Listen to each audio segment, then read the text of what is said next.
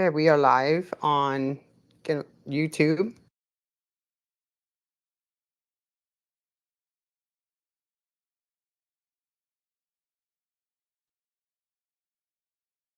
Testing 1, 2, 3.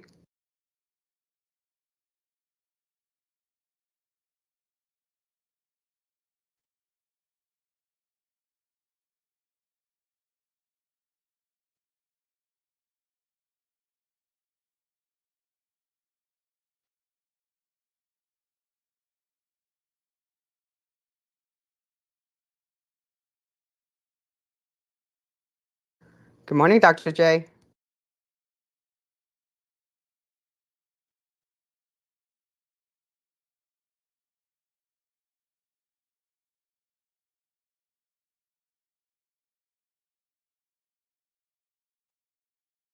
Good morning. I can hear you now. Yeah, we're going live right now on YouTube.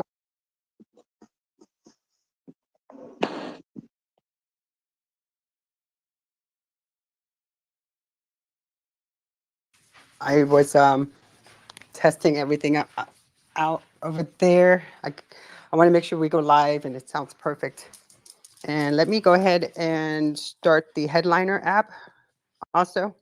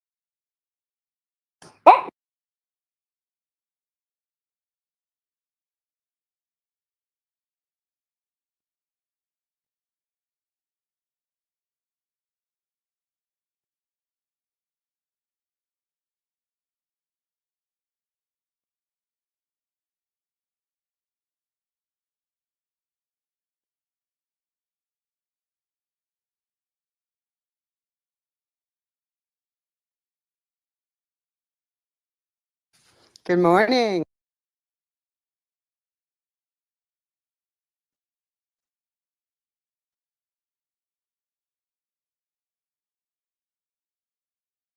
going to give a couple more minutes. Terry is logging in. Good morning, Emily. Good morning. How are you, ladies? I'm doing great. It's a good Monday on the island. I feel like it's probably a good day most days on an island, right? I like it that way anyway. Nice. It's actually a beautiful day out here too, which has been lovely. Got to take some time outside with my dog this morning, which was very nice. Hey, Terry. Terry, grab the mic. Here we go. Good morning. Good morning.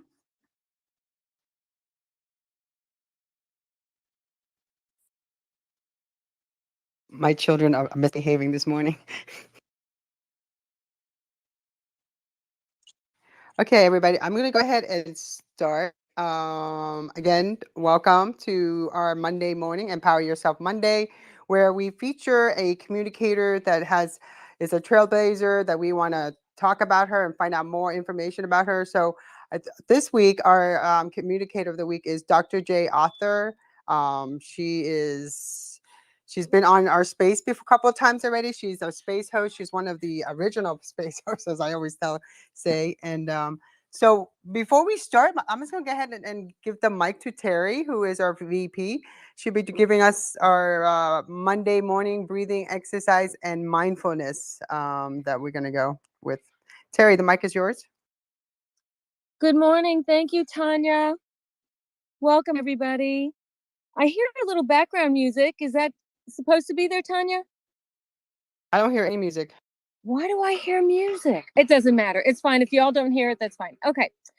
Okay, everyone, just relax where you are. Let your shoulders drop. Eyes are closed. Relax your face. Relax your neck. Relax your shoulders again. And this time, take a nice deep breath in through your nose, out through your mouth. Again, in through your nose, out through your mouth. Any thoughts that come into your mind, just let them come and go. Don't even concern yourself with that. Feel the stress go down your shoulders, through your arms, and out through your fingertips. Relax your chest, your stomach. Let it all go. Your hips. Feel the stress go down your legs, out through your toes, and you're completely relaxed. Take a deep breath in again through your nose. Exhale through your mouth. One more time. Inhale in. Exhale out. And let me leave you with a few closing thoughts. Connect with nature today. Spend some time outdoors. Breathe in the fresh air. Relax under a tree. Take in the whole sky.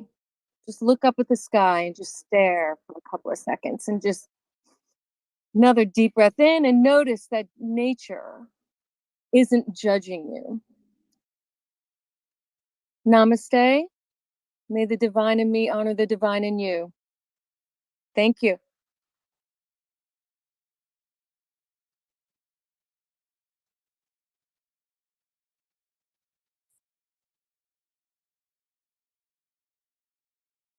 So good morning, everyone. Thank you so much for being here.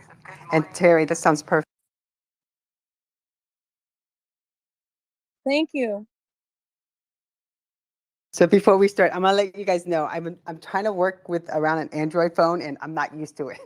So if I'm a little bit off today, it's because I'm using an Android phone, and don't quite understand how to use it. So hi, Misha. Thank you for being here.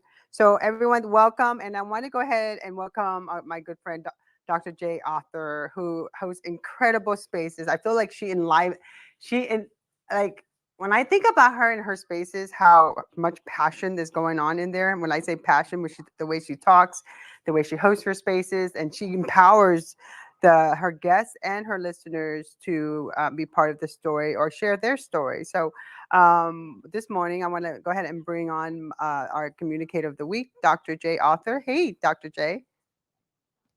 Well, good morning, Tonya. Thank you so much for having me on today. This is exciting. And Emily, that was just a delightful head to toe, get it all out. I loved it. Terry, excuse me. I'm looking down at my phone in the wrong place.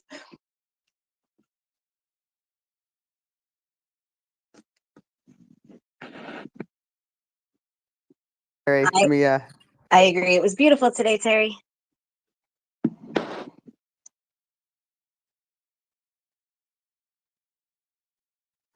So, Donna, before we start, can you tell our listeners a little bit about yourself? Everyone on Twitter, we call you Dr. J, but there's more to the meaning of what you do and your journey. I mean, I would say you're one person that when I was researching your background, your books, all the different books you've written, everything you've done, I'd love for you to share your thoughts on what you've done and where you came from and where you are today and where you're planning to go.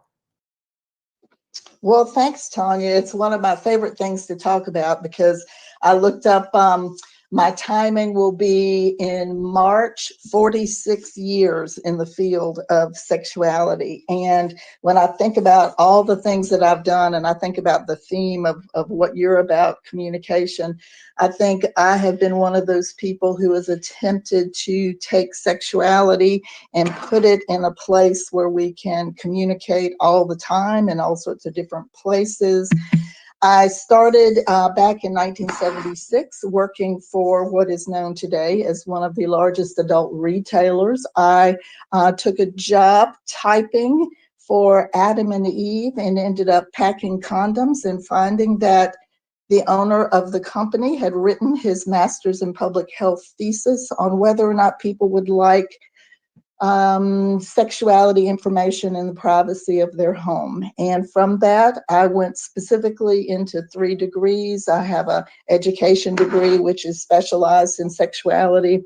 I have an agency counseling degree, which is specialized in sexuality. And my Ph.D. is specific to marriage and family therapy in the state of Florida. So I am Dr. Donna Jennings. My students dubbed me and my clients dubbed me Dr. J. I have used that name forever. And I think in the sexuality world, as I was looking at communication, I was thinking all the places that I have provided information about sexuality, from community classes in hospitals to preschools, to prisons, to picnic areas, to college classrooms, after school conversations. You think of a place, and I have been there talking about sex to help people understand that this is a topic that we have not been given permission to talk about.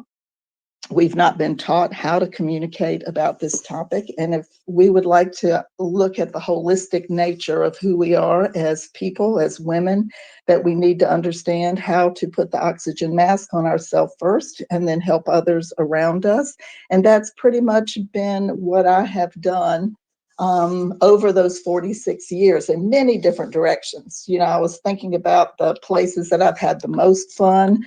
I did a year clinical program teaching therapists at FSU how to use a specific sex therapy program. My absolute favorite was teaching human sexuality classes in college and seeing what young minds thought about sex and how they can take apart what they've learned, set aside what isn't working for them, take in new information that's about them. And those were the parts that were really great. It's also been interesting to train professionals to help OBGYN physicians to work differently with women, to be able to talk in an upbeat and positive way and educate about sexuality so we can have control of our own body and understand how it works for us, and how we can then communicate that information to a partner. As far as you and I meeting, Tonya, Twitter Spaces has been an absolutely fascinating component, one I never anticipated into the future. And when I stepped into my first space back in the 1st of April, I think I knew that this would be a way that I could reach more people to have conversations about sexuality. And I created the Sexuality Space. My mission is to promote healthy conversations about sexual wellness. And I use what's known as the PLICIT model. So when we talk about sexuality, one of the first things that we do is to give people permission. This is a space. We can be genuine. We can be real. We can talk about sexuality so that it makes sense and we feel warm and welcoming in that direction. And then to make sure that you're dispelling myths or misinformation. So you're providing limited factual information that will help people in their lives. And then specific suggestions. Maybe this is where you go to get this. This is the book that you go to read about that. So those are the things that I set forth in my particular space. The really cool part about Twitter Spaces has been the connections of other people. I have been asked by Tickle Life to be their co-host on their Thursday morning space called Sex Ed and Coffee. And we've been having interesting discussions this past week. We talked with the marketing and advertising folks at One Condoms to give specific information about what people need to know about the fit of a condom and all sorts of things that you may never have known about condoms. So that part was pretty cool. So that's the Twitter Spaces direction of my life right now. And then my latest adventure is that I've been hired as the editor for Rosie, a women's sexual wellness platform. They are a fascinating femtech location for helping women to get the information that they specifically need over the course of a lifespan with any issues and concerns that you might have, from normative lubrication, sexuality issues, to you've had cancer, to you're doing things in your life that need extra support, and they're the folks to do that. And I'm also working on a specific women's sexual journal book right now. So I think those are the highlights at this moment. So I'll leave it there, and then you can ask me whatever you want to know related to that. No podcast? You have a podcast, right? Well, podcast in the sense that I'm using the sexuality space as my audio and getting that together. Tickle Life wants to put that specifically on their podcast platform. I have so many balls in the air. It's just a matter of getting the things in order. So like with your own space you do on Wednesdays, all those spaces, all those could be an anchor.fm content. Yes, and I have I use Otter AI, so I have immediate MP3 players, and I've been loading those directly onto my website, so people can hear the information there. That's wonderful. So do you have a subscription model? At this point, no, it's just put together in blog format. So it would be the weekly blog, and here's what occurred in the sexuality space and the different topics that we had. And, you know, I'm really excited about the different kinds of things. This has been such a explore, expand, consider, listen to what people want to have more information about. And I was looking over, I have done this weekly since May the 1st of last year. And the topics and the people that I have talked to kind of blow my mind, from CEOs of companies like Tickle Life in its global sexual discovery platform, to the Moan app, which is a brand new specific sexuality-based audio platform, to how many different authors that I have talked to about the work that they're doing, or sex educators about the work that they're doing. And this week, I'm really excited. This will be the 3rd time that I've created a global sexuality panel. So I'm looking at meeting people around the world who are also working in their communities to further the communication of sex. How do we get information out? How can we help people? And we're going to talk this week about how difficult it is in the social media world for our materials to be taken off or not included in social media platforms. And when we are providing good, solid, health-based information, why are we treated as if we're doing something wrong? So that's going to be the conversation that we're going to be having this week in the sexuality space. I want to sit in that space. I was going to ask you about, like, I feel like content gets flagged even though it's not, they don't even look at it, just see the word sexuality. Yeah, and I think, you know, when you're looking at dealing with sex trafficking, when you're looking at pornography, any of the things where a descriptor comes in that has a judgmental component to it or a potential legal component to it, everything gets lumped together in one thing, and they haven't figured out a way to tease apart the things that are going to be helpful versus the things that are not helpful. Just on a side note, really quick on that, and you may already know this, but you can request through Facebook a manual review of your content, as opposed to like their AI review of things, especially for ads and things like that, which is very helpful in some of the like sexual health space content. Yes, I was talking with Lindsay Harper, who is the OBGYN who is the founder for Rosie. And here we are talking about their new platform launch. They've been out for 3 years, and they just did a relaunch with a new plan. And they have a two medical doctors and a Ph.D. cognitive behavioral therapist who is working for sexual wellness plans for women. You can do this as group coaching. You can do this as individual coaching.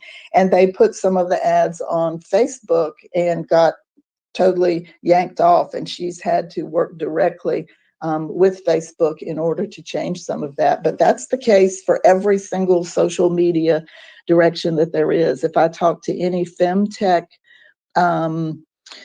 entrepreneur who's working in the sexuality world, it's the difference between how it gets treated and everything else. As an erotica editor for Rosie, and as someone who has been writing erotica since 2016, which the whole point of erotica from a scientific basis is that it's a prescription that I can give you that's non-chemical, has no side effects. It creates arousal, lubrication, desire, and orgasm. It's something that you can take PRN, sit it down, use it somewhere else. But all of the different platforms where erotica has been positioned at different points in time has been taken off. For example, I wrote for Radish platform, and they decided, because of how Google or how Apple was handling the content, that they had to put us in late night. They could never advertise anything about erotica on the front cover, or Amazon putting us in the dungeon, so you would not have any of your article, your stories or books found in that direction. So it's something that people who work in sexuality work with on a everyday basis, and talking with each other to see what's been helpful, and how you have to position things. So yeah, it's interesting.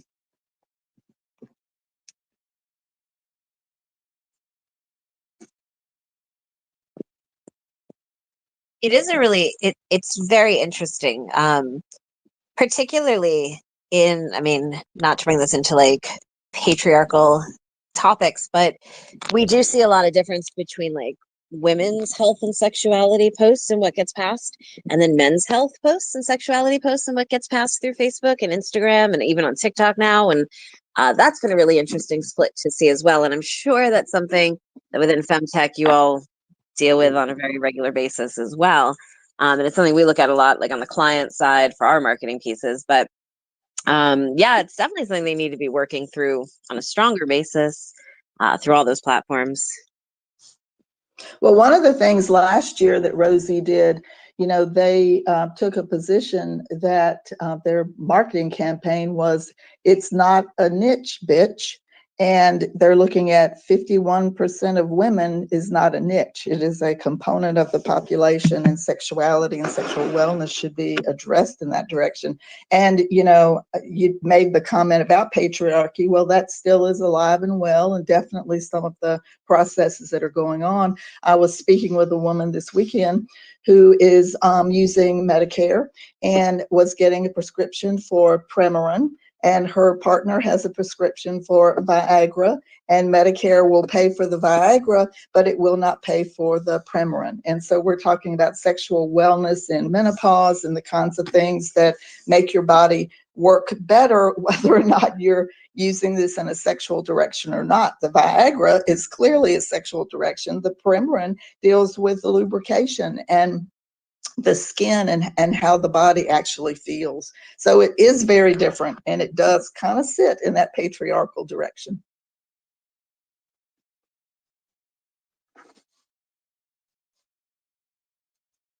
I never thought of it that way. Yeah, that's really crazy that they cover that.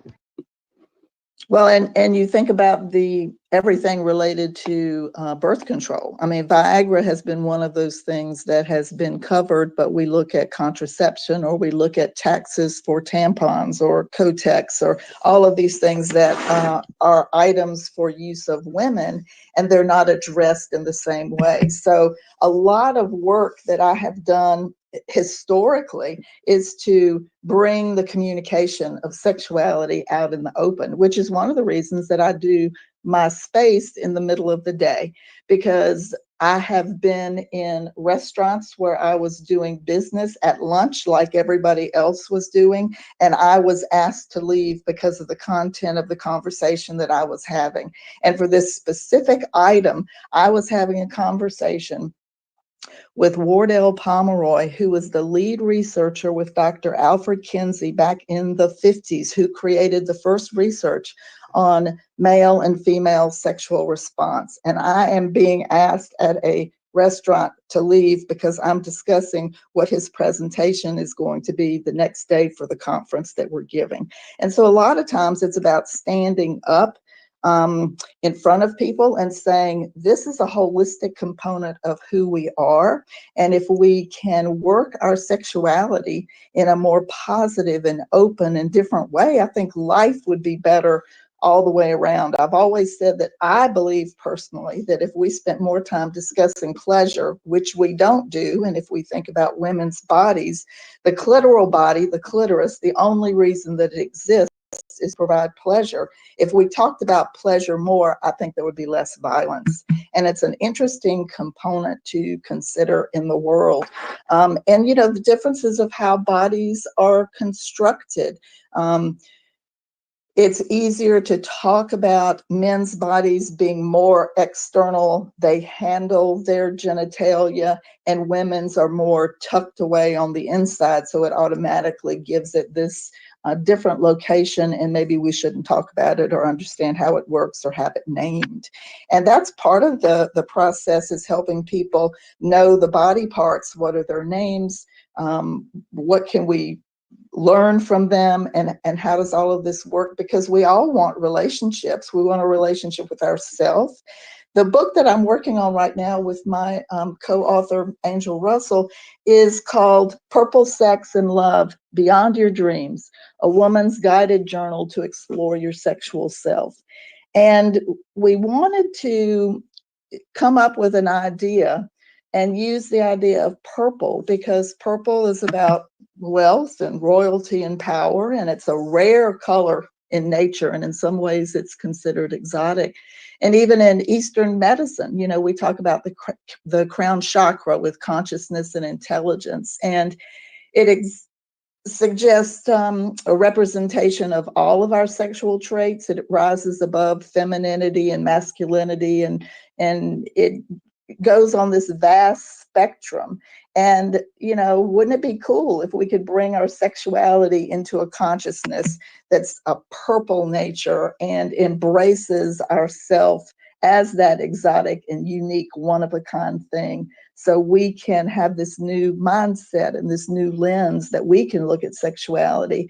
And we've created a journal where you can explore body image, desire, sensuality, gender, fantasy, sexual behavior, intimacy with yourself, and pleasure. And you have to start with yourself before you can choose to share information with another person. It's great to have a wonderful baseline of understanding about how you work, how you think, how you feel. We look at the physical, the emotional, the mental, and the spiritual, and we help you balance all of those areas so that you'll be able to bring that forward into the relationship with yourself or any relationship that you choose to have with another person. I love what you're saying, Dr. J. And especially this is the kind of empowerment that it's never too late to learn. I mean, because if you really think about, when you think about sexuality, we talk about sexuality in any way, women have been told not to talk about it. It's just, you know, not the thing to say to anybody in public, that is. So now, you know, and so you have different generations growing up feeling taboo about sexuality to talk, and then as they get older and they're so afraid to talk to anyone about it. And it's just so wonderful that you're like breaking down the fence. You're talking about it, you're sharing about it, and it don't matter how old you are. So tell us our thoughts about that. I mean, like I see you speaking everywhere about this subject matter, no matter what age group there is, even to like an older group. What are your thoughts on that? Yeah, I think, you know, it's interesting to have been in the field itself for 46 years and just to look over those 46 years and see, you know, what kinds of changes have happened from research direction, I was in, I was in Raleigh, North Carolina in 1982 when AIDS was identified.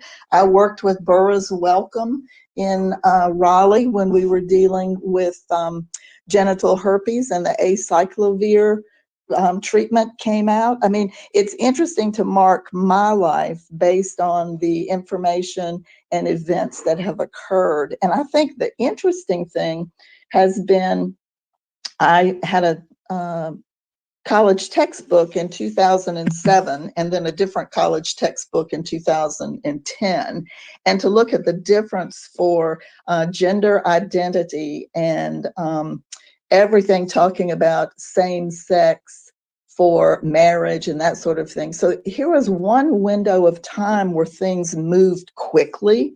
And if I look at everything else, it's been a much slower direction. And you're talking about the different ages for where we can get information or what we've been told. And I am a true believer that we continue learning until the day we die, and that conversations like this I call teachable moments. Someone can go home and say, I was in this space today and this was the topic.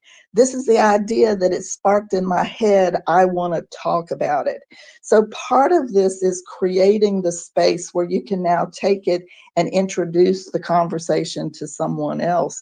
And I have always worked on sexuality being a birth to death proposition. I have trained in child development as well as human development. So I look at what goes on in the body from birth to 18 and the ways that you provide information at different points in time to those folks at their particular ages. So we have developmentally appropriate information. When I worked with parents at preschools, the interesting thing there was, I can't say those words. I can't do this, I can't do that. And it's a matter of stepping back and taking things apart and showing people where that fits in the particular age bracket of the kid. Most parents have one file folder that says sex, and everything is in that file folder, and they don't have it segmented into other areas related to content, from relationships to health to all of those things, because it's not something that we've been taught.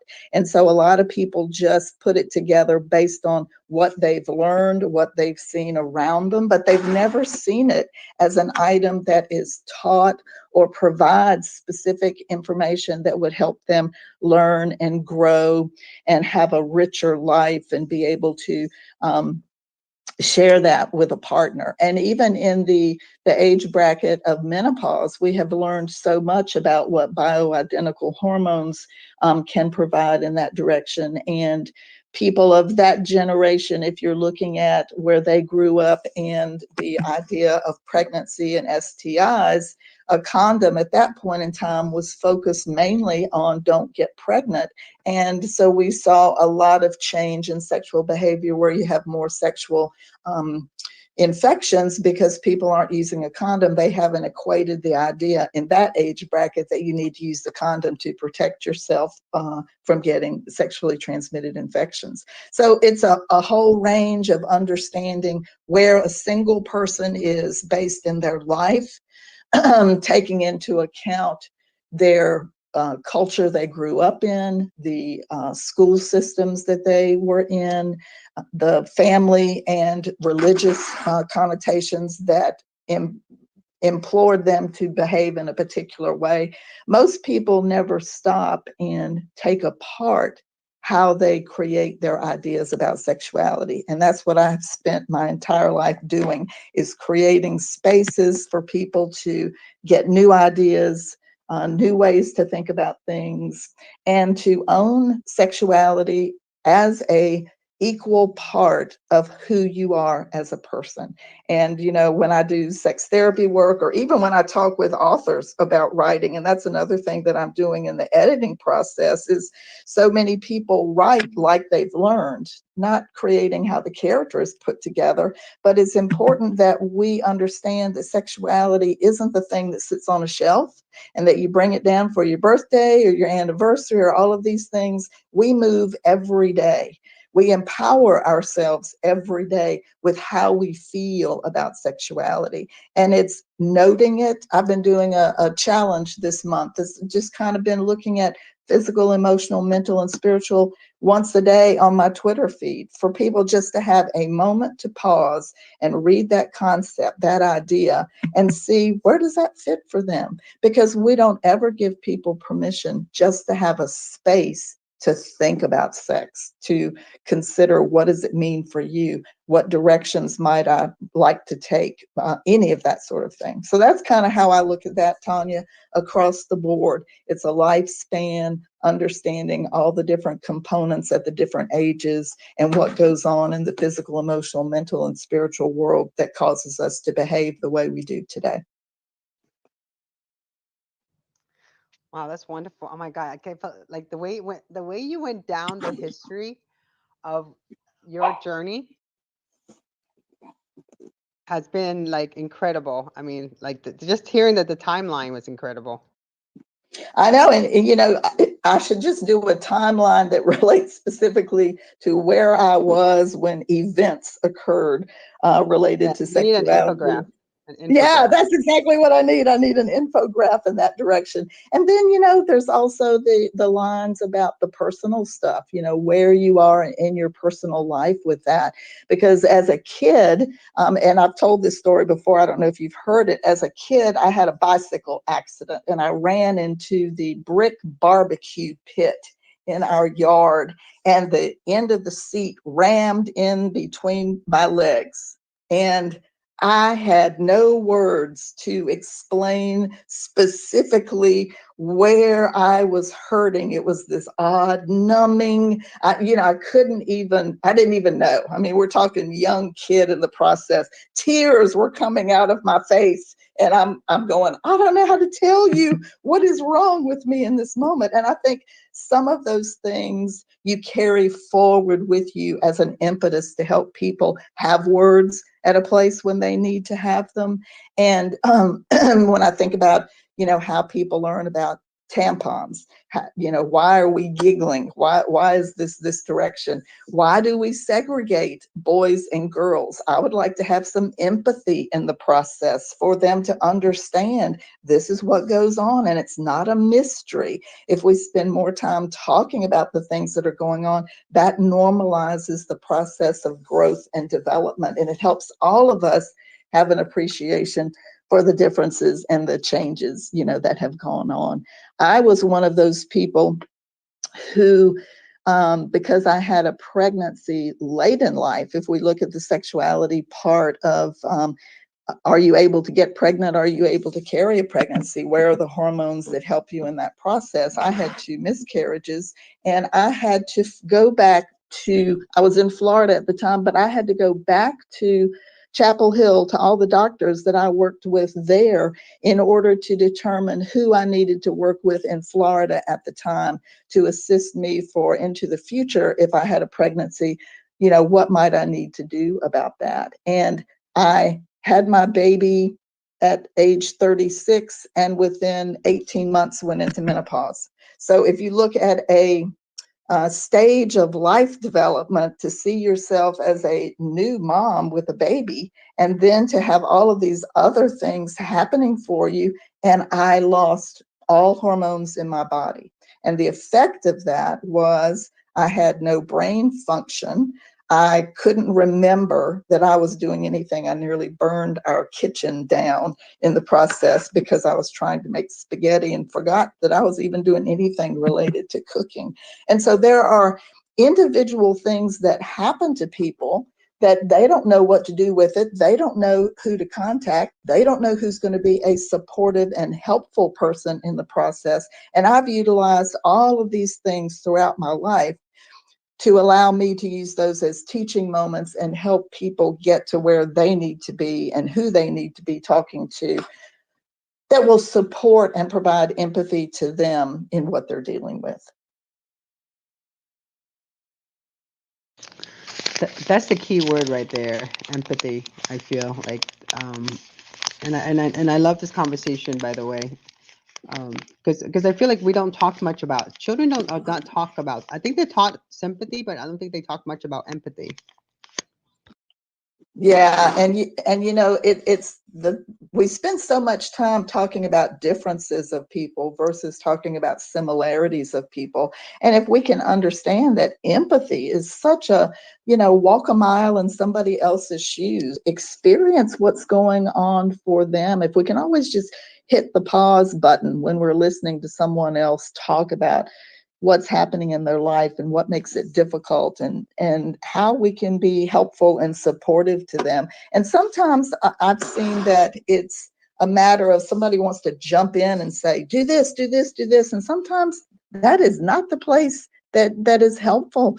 The helpful place is just to be with that person, to confirm that you are hearing what it is that they're telling you. And if we can do that with sexuality, I think that people would find in their relationships, for who they choose to be intimate and vulnerable with, that it would make life be so different. My sex therapy work was probably different than most people because I worked with a man called David Snarch, who just passed away this past year. And his work was revolutionary in terms of he believed that we grow each other. We're like, you know, grist. We rub against each other in a relationship and we take ourselves on. So often I've seen people in therapy kinds of situations where they want to point the finger at the other person and they're not taking a look at themselves. It's a deflection in that direction. And if you can start standing up for yourself in all areas of your life, then you can start standing up for yourself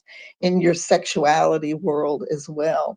And when you have resources around you, I mean, people come into my office and they go, holy cow, what is all this stuff you have in here? I mean, from vibrators to implements to, I mean, and books. I mean, I have so many things here because I'm thinking about the physical, emotional, mental, and spiritual component, and how people are so unique and different. And in that unique and differentness, we express our sexuality in so many different ways.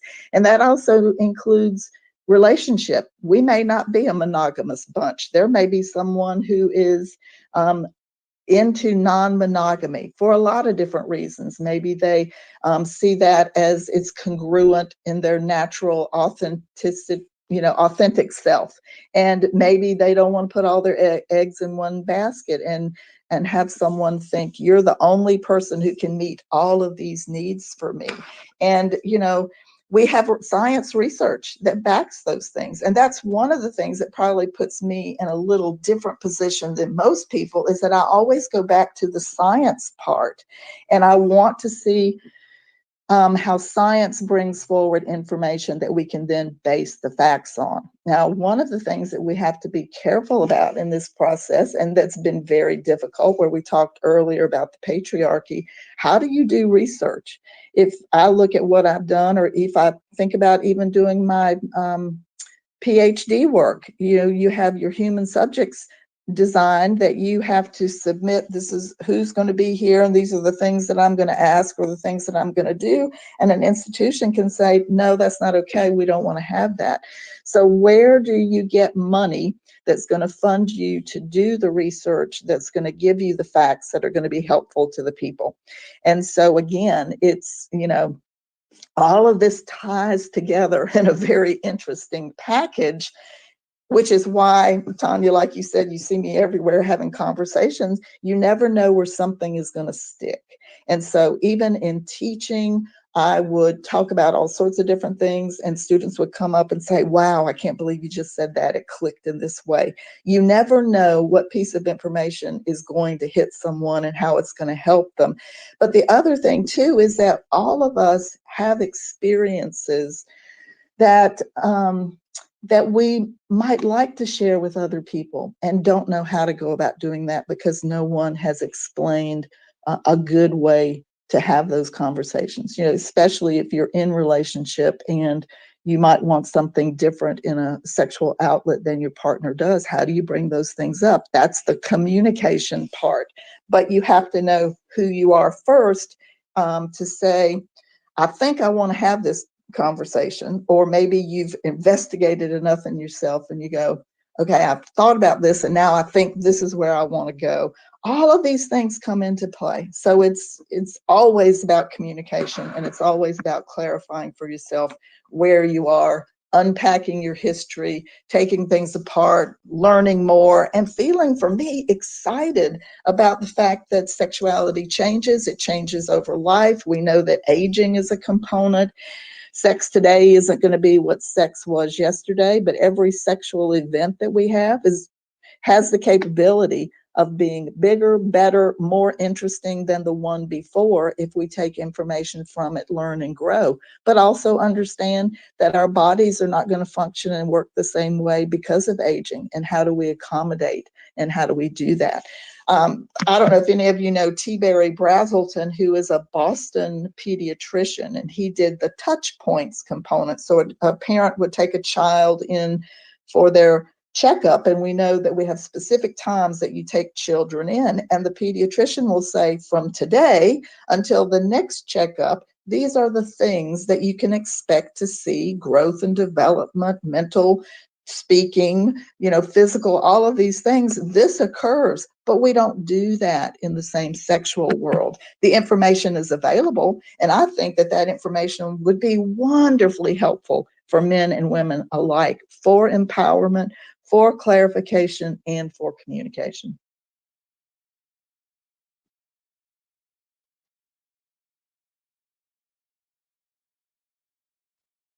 I Why? love that. Oh, go ahead. Go ahead, Emily. No, I was just curious why that information has. I mean, I know it's more of a taboo topic and such, but why isn't it more readily available, or is it, and we all just don't know where to find it? Oh, I think there's lots of information that's available, but people don't know where to get the factual, scientific direction information. Who to trust, who are the sexual resources that would be available. For instance, the Association for Sex Educators, Counselors, and Therapists, that would be a national organization in the United States where you could go to their website, you could find people who were specific educators, specific counselors, specific therapists. They have been through training programs that the regular population has not been through. And they are people who are curating and putting together content that's going to be helpful for any person to learn new information about that. So it's like, who's my new best friend and a sexual resource, and how do I know who they are? And that's the part, is I'm standing here going, I have lists of people. I can send you all sorts of, go to this direction, that direction. And here are the people who would be most helpful to you. And it's just a matter of, we don't have our eyes open for that, and we haven't been taught how to look for that. So yeah, Emily, it's there, but it's a matter of curating and a matter of identifying who the resources are that are the ones that are going to be accurate.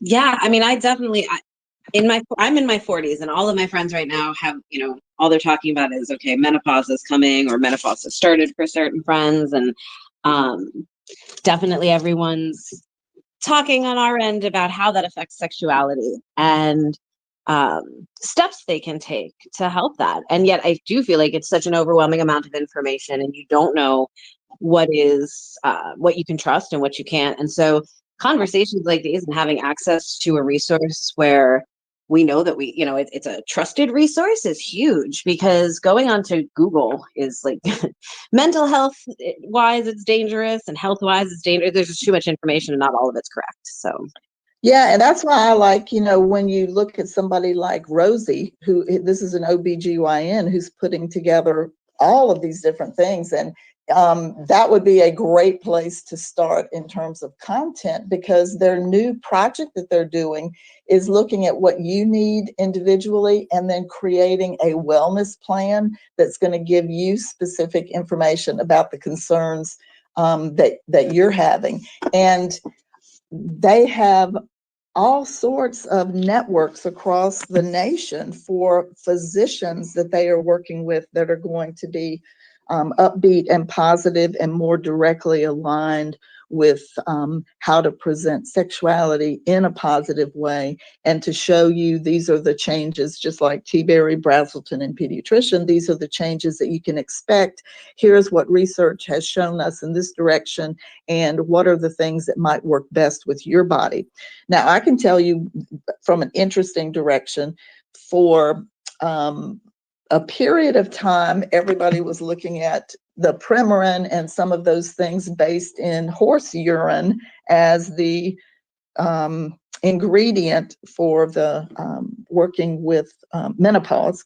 And that was not something that appealed to me. And what I spent a lot of time doing was working with people for bioidentical hormones, and how many different delivery methods that you could have for that, and where can we supplement that. And there was also the research that was showing, you can't have too much estrogen, that's going to cause cancer into the future. So it's, who do you have as your curating source to help you go through this?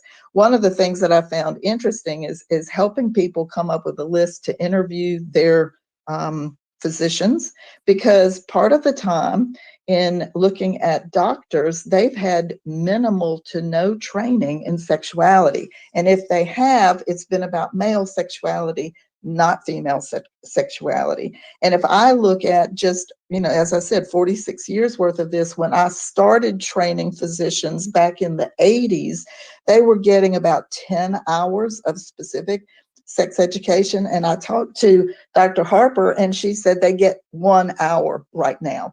And you have to have a dedicated person who's going to say, I want to go to programs where I'm seeing research about sexuality, and I, as a doctor, want to put this in to my practice and be supportive and make this be a holistic component too. So yes, in the big scheme of things, it is, how do we get this to work all the way around? And it just depends on the audience that I'm talking to, as to say, how can we do this? So for you, how can your friends get together, have a conversation, get a person who is knowledgeable and positive and presents themselves in a way that the information is usable and accurate and makes sense, and then they can create a community around that, which is, pretty much what I'm trying to do here with Twitter Spaces, is to let people know I'm available. I may not have the answer to every single thing that's out there in the world, but I have my finger on the pulse of sexuality, and I can get you to different places or different people that would be able to better serve you with the specific concern that you have. And so these days, my world is totally different than it has been in the past, because I'm more in the writing world these days. But this kind of thing where I can come in today and do conversations, it continues the mission of putting communication about sexuality in the forefront. And as long as someone has to stop every day and go, sexuality, how do I think about that? Then I've done my job. And that's the important part. But I want people to get sexuality in their life where they can identify pleasure, and where they can see that their sexuality is a goodness component of who they are, and to bring that forward in a way that makes their life rich and complex and fun. And I think I'm talking about coffee or chocolate or something, but why shouldn't our sexuality have that kind of component to it too? So that's kind of how I look at it, Emily. Thank you. And that's amazing. Like, I'll be honest, until Tonya had mentioned your name to me, I hadn't had the opportunity to know of you or look you up, but you certainly have a new follower in me. And I think it's very exciting to have a female who we know is a credible source, who we can speak to about topics like this, and that you're doing Twitter Spaces and making this public information. So it's pretty amazing. Thank you very much about that. You're welcome. And it's been interesting, because a lot of people have asked me how Twitter has handled what I've done. And a lot of people, the hosts, get together and talk about this. And I think there are people who have different ideas about how they want to use their Twitter Spaces for the ideas of how they want to talk or communicate. Some of it may be individuals who just want to have a conversation, friends about friends. And, then what's the language of sex that's happening? How does that come across? And this Thursday, Angel and I will be talking in the Tickle Life space about the language of sex. What do we use to communicate? And I think people see that.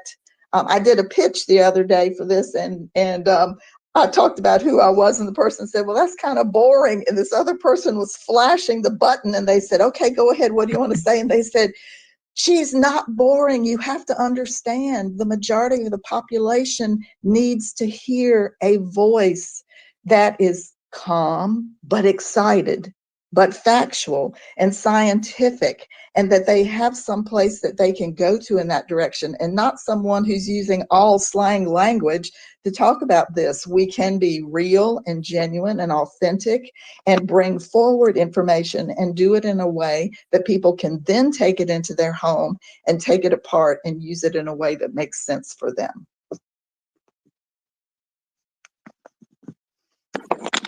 Absolutely. And I mean, I think one of the biggest things, especially as a parent, is using the right terms for everything, and using the terms, and teaching kids the correct terms for everything. But also, just as you just hit up the nail on the head, being authentic and genuine. And it doesn't have to be all slang terms and hip and cool and all of this. It's like, let's just get to the meat and potatoes and talk about things and be real and genuine about it, because it is a topic that every single human being deals with. Yeah, one of my favorite stories about, the language. I mean, I talk about slang language, medical language, cutesy fun. This is what our family calls thing language. And I talk about sexuality language as, multilingual, and you think about where you are and how you're going to use it. But when I go back into my child development hat and I put that on, I want people to understand that from birth to 9 months, children are creating receptive language. They are beginning to understand what words are before they are able to formulate the word and say it. So I tell parents, you have 9 months in the process and in the context of bathing, changing diapers. The National Association for the Education of Young Children says, tell a child what you're going to do, tell a child what you are doing, tell a child what you did. So I would have child development students. I would use my own son. He would have to lay there and say, I would like for you to change his diaper, and I would like for you to use this process. And I'd say, tell me each step of the way. I'm picking up the wipe. I am taking the wipe and I am running it across your, and I would look at them and I go, your, and so the process was 9 months of that.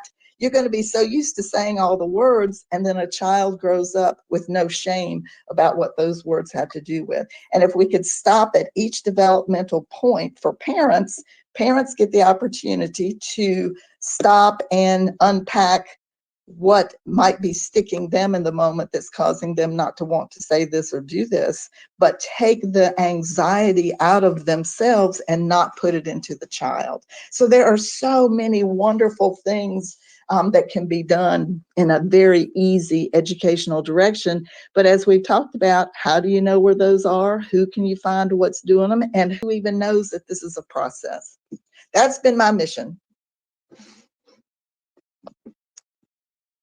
It's an amazing mission, and I am so excited to have had the chance to talk to you today. So Tonya, thank you for setting this up today, because this has been incredible. And thank you, Dr. J. This has been great. Thank you, Emily. I appreciate it. Tonya, is it okay if I put one link up in the nest for the Thursday event? Because that way someone could hear the conversation about language. That might be kind of a fun thing to see. Let me go to my bookmark here. The Zoom event one? I pinned that one up. No, that's Saturday. The Zoom event is actually talking specifically about how to run spaces for authors. And that information, this one is the Sex Ed and Coffee, how we talk about sex, sexuality, identity, and more. That's the conversation that we're going to have. And here is, I'm going to put this one too. This is Rosie's link for what their mission is and what their process is. And my space on Wednesday, did you put that one in there, what the space is about on this Wednesday? The Global Voices? I'll put that in. I've got that right there. So those Okay, are go the ahead. 3 things that I just added to the nest. The Sex Ed and Coffee Thursday morning at 9 a.m. Eastern, and then the Rosie location, how to get information specifically for them. And then my other one, which is the Wednesday presentation, hadn't come up yet. I don't see it, but it's the Global Voices Talk. So that's what we have going on this week. It seems like you have like a media day today. It is. It's kind of funny, but I'm having a good time. And you have been such a great part and help. And it's been your enthusiasm and, moving things forward to say, yeah, get out there and do this, try this, do that. I have totally, totally appreciated that in the support direction. So thank you for that. And thank you, Emily. This has been great to be here and be part of what communication really has to do with. Thank you so much for being here. Before we let you go, can you tell us how to get a hold of you?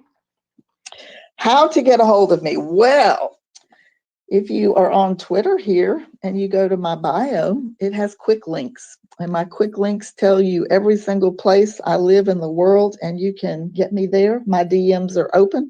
Anybody can send me a message there as well.